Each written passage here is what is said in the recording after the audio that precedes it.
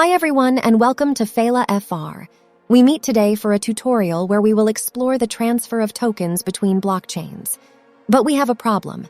I have PHA tokens on the Khala network and I wish to send them to StellaSwap in order to take advantage of some pools. So that's the example I'm going to take. Of course, you will see that there are a lot of possibilities. There are a lot of factors that will vary, such as the difficulty, the time that it's going to take, the costs. So we will try to explore the best solutions and see how we can finally transfer these PHAs between these different blockchains. Let's go. So before going straight to the tutorial, some essential reminders. Like, the PHA token can be on different blockchains since it is multi-chain. You have PHA which can be on the Khala Kusama network. You have PHA which may be on the Phala Polkadot network. And then you have PHA which can be on the ERC20 network, i.e. on ETH. So there I will talk about PHA ETH and also about the Binance Smart Chain. So there I will talk about PHA Binance, but we will not use this Binance option. So to recover your PHAs, you can go through centralized exchanges like Kraken, KuCoin, Gate.io. As you can see with this nice table made by our ambassador Arno, you have different possibilities to get your PHA following the exchange you are going to select, and also fees that can vary from simple to double.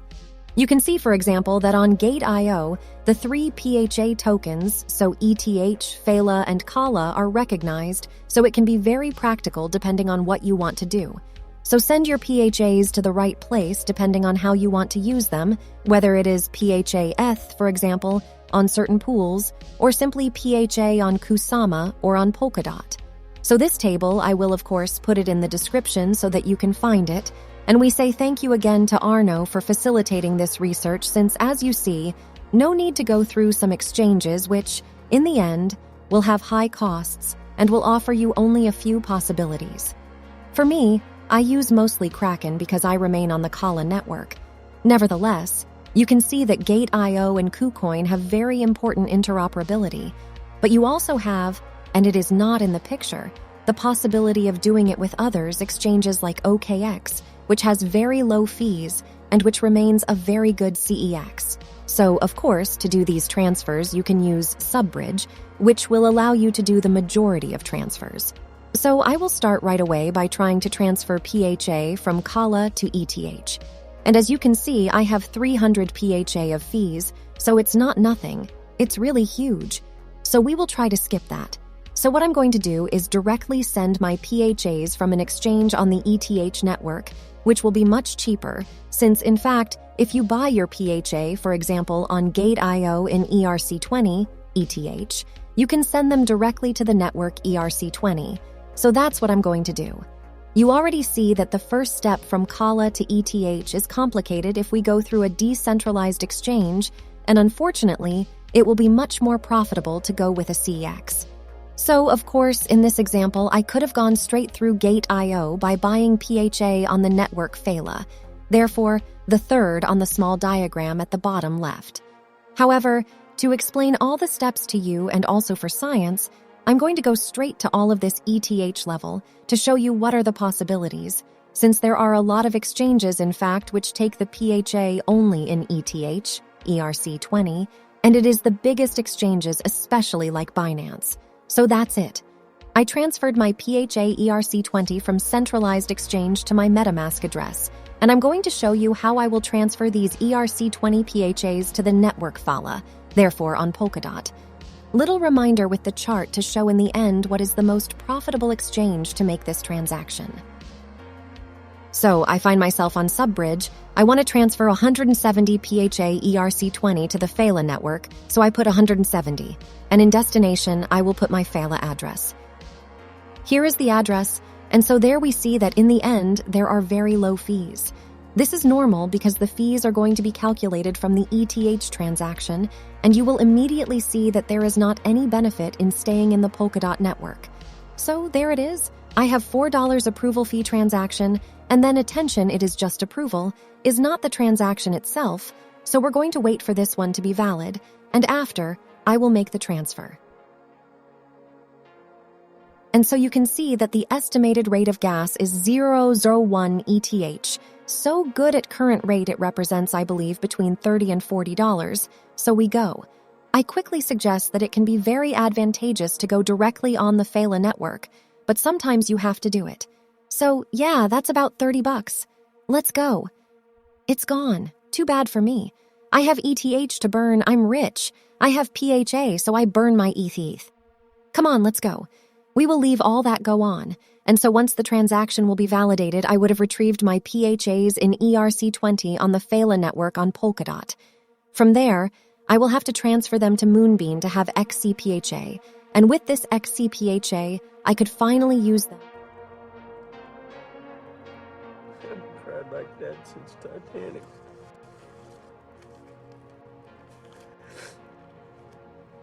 So you see that the transfer from ETH to PHA, necessarily as soon as you get out of ETH, you have high fees to pay. So, my advice, avoid as much as possible going through ETH and stay on Khala and on Phala.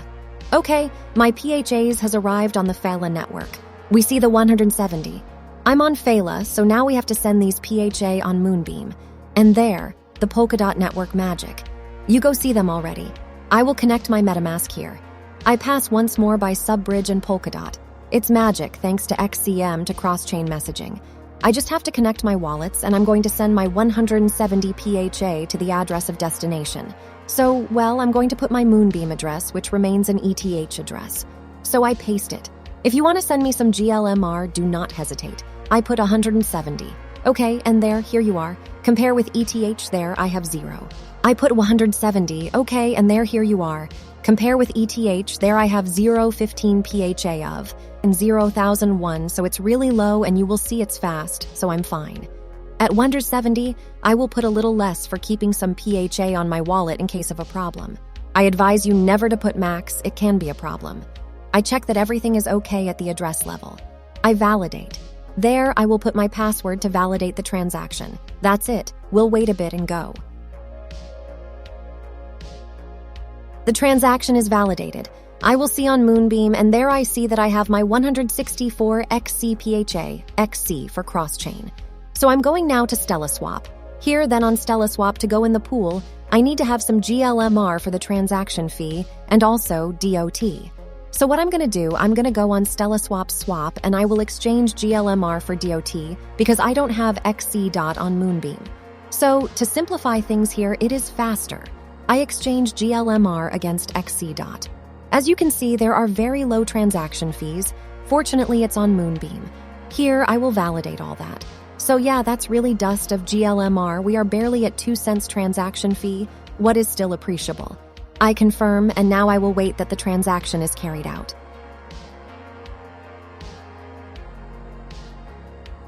Well, I will not make you wait a long time.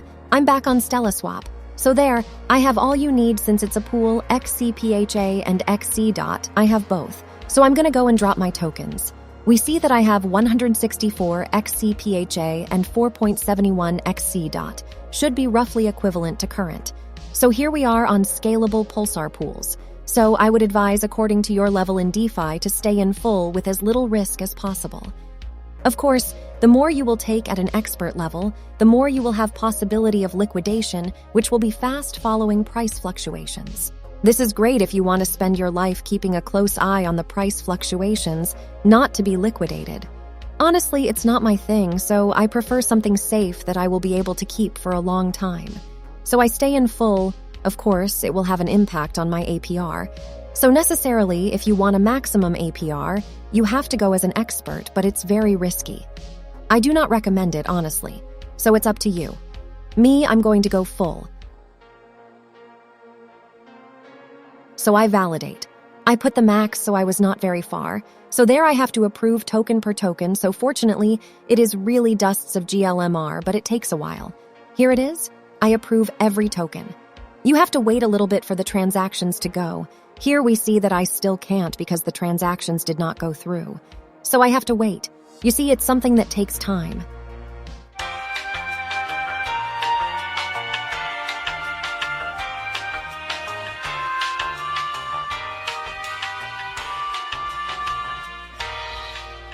So here it is. The transactions has been approved. I advise you to do it anyway for a sufficient amount. Therefore, I will confirm everything. I have a validation by MetaMask with 0.04 GLMR fee, so it's really derisory. I confirm.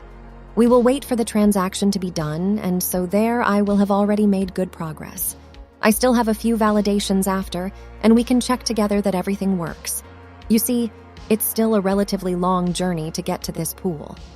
Unfortunately, because there is still no possible transfer between the tokens that are on Polkadot and the tokens that are on Kusama, because that, in fact, as soon as this will be possible, I could just transfer my PHA between Khala and Phala directly, much like we did between Phala and Moonbeam currently. But hey, there it was on Polkadot. The advantage will be when we will have a possibility to make transfers between tokens that are on Khala, so on Kusama, to tokens to a blockchain that is on Polkadot. So here it is, so I confirm. I wait a little longer. I take this moment to remind you, don't forget to subscribe to the chain. It would make us very happy. Don't hesitate to like this video, leave comments, and join the Phala FR community on Discord, Telegram, Twitter, and a lot of social networks. We are here to help you to answer your questions and help you to do these manipulations that are not obvious at first time. Here it starts generating the NFT, so StellaSwap, it's a bit like Uniswap. You have an NFT that is created, also like on Phala app, when you put tokens in a pool, so it actually proves your commitment in the pool. So thereafter, I'm going to go to the dashboard and check that everything is okay. So here I have my NFT with my stuff, but I have 0, yes, because in fact, it will be necessary that I activate the farming. So I will do farm now. Here I have my position, I'm going to find her. A small validation by MetaMask will be interesting to count the number of transactions that we have made since the beginning, because it's long. It's far from easy. We will wait for the validation one more time, and we'll be real close of the end. So, of course, don't hesitate if you have any questions. I took this example to show you what are the difficulties, what are the possibilities to exchange your tokens between different blockchain. So there, it doesn't look bad, so it's still a rather difficult example, but hey, you saw only through centralized exchanges, it can be much more simple. For example, if I had directly withdrawn PHA from Gate.io or KuCoin, we will say that I had just passed it on Moonbeam, and that would have been quick. But it's a lot less funny as much to show you the case the most complicated so that you can go directly to the simplest. So I drop the NFT on the pool. Hop, it shouldn't take long to be validated. It's validated. Here we are at the end of the tutorial. I'm going to take a look at the pool to see what it gives. So here I have my global contribution with my NFT and my PHAs that are inside. I now go back to the pool main page to show you how you are going to play with Pulsar Pool.